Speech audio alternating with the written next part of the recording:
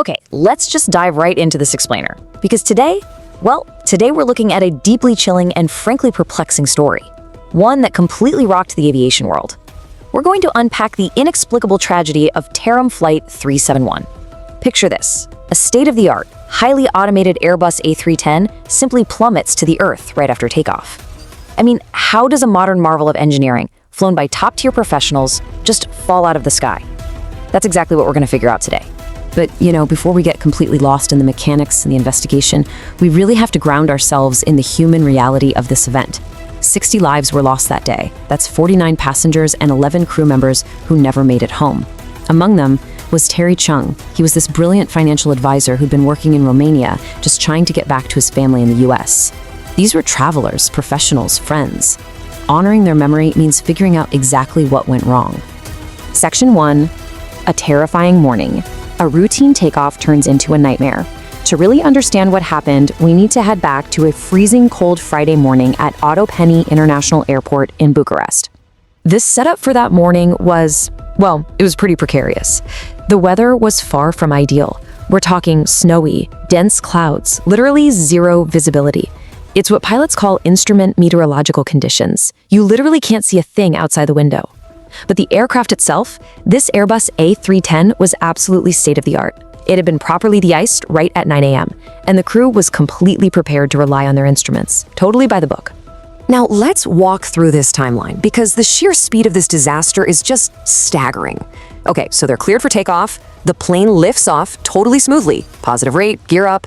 The first officer, who's the one actually flying the plane, starts the first scheduled left turn toward their navigation point. Completely normal maneuver.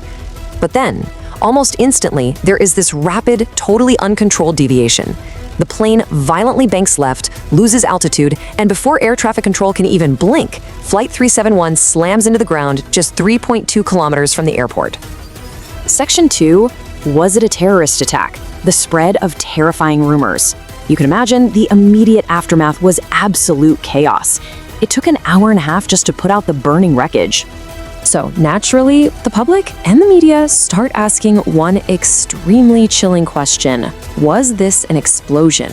And look, this wasn't just some wild conspiracy theory. Believe it or not, just 2 weeks prior, this exact same flight route had received a bomb threat. On top of that, you had people on the ground swearing they saw the plane engulfed in flames before it even crashed. The pressure to figure this out was just absolutely massive.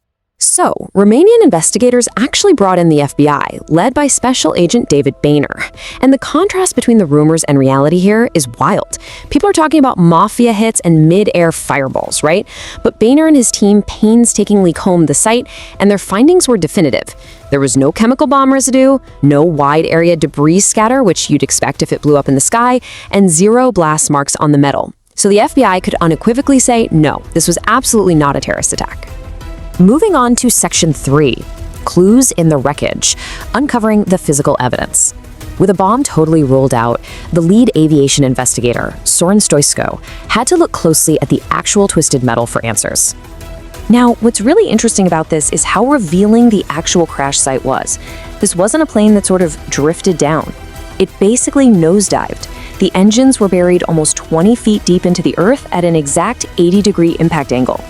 And crucially, the damage to the rotor blades proved those engines were running at high power right up until the second they hit the dirt. All the debris was in this incredibly tight, localized crater. That tells us for sure this was a violent, powered collision with the ground, not something breaking apart in the sky.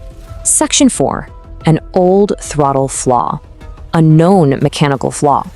So investigator Aurelian Botezitu starts digging into the maintenance logs for this exact plane. And he uncovers a seriously disturbing pattern. He finds out that this specific Airbus A310 had this weird known defect.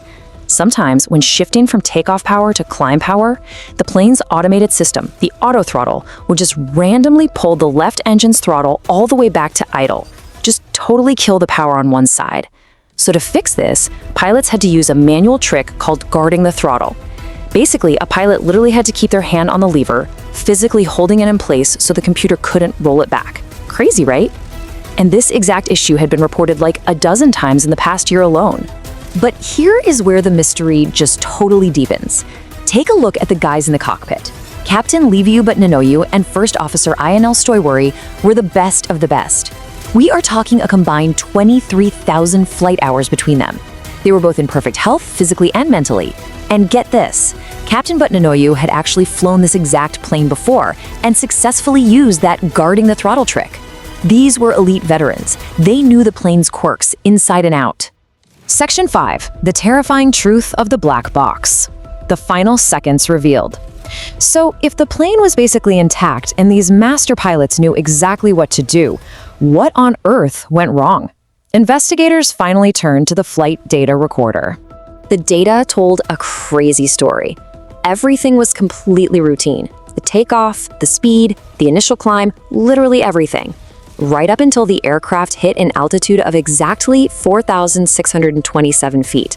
At that precise moment, totally swallowed up in zero visibility clouds, something went catastrophically wrong. Just like it had done before, that glitchy automated system pulled the left throttle all the way back to idle. But this time, nobody was guarding it. So you have the right engine blasting at full power and the left engine doing absolutely nothing. That asymmetrical thrust caused this massive airliner to aggressively roll to the left. The black box showed the plane banked to a mind-blowing 170 degrees. It was practically upside down, pointing its nose straight at the ground. Trapped inside that blinding snowstorm and completely disoriented by being virtually upside down, the pilots just couldn't recover. The aircraft plunged straight down, slamming into the earth at an explosive speed of 620 kilometers per hour, packed with completely full fuel tanks. And honestly, the most chilling piece of data in the whole report. From the exact moment that left throttle rolled back, kicking off that fatal turn, to utter destruction, it took a mere 19 seconds. Just 19 seconds for a perfectly normal flight to become an inescapable dive. Which leaves us with this profound and haunting question.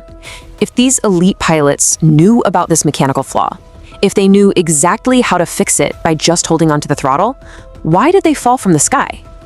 Did the captain suddenly suffer a medical emergency, literally incapacitating him right when he needed to grab that lever? Did the blinding weather completely throw off the first officer's spatial awareness? We might never know for absolute sure. It really leaves you deeply moved by the absolute fragility of flight. Just a reminder that up in the sky, a single fleeting moment can literally change everything. Thank you so much for joining me on this explainer. Until next time, stay curious and keep seeking the truth. Thank you for watching the Flight Decoder. Subscribe for more authentic aviation investigations. Like this video, share it, and leave your thoughts.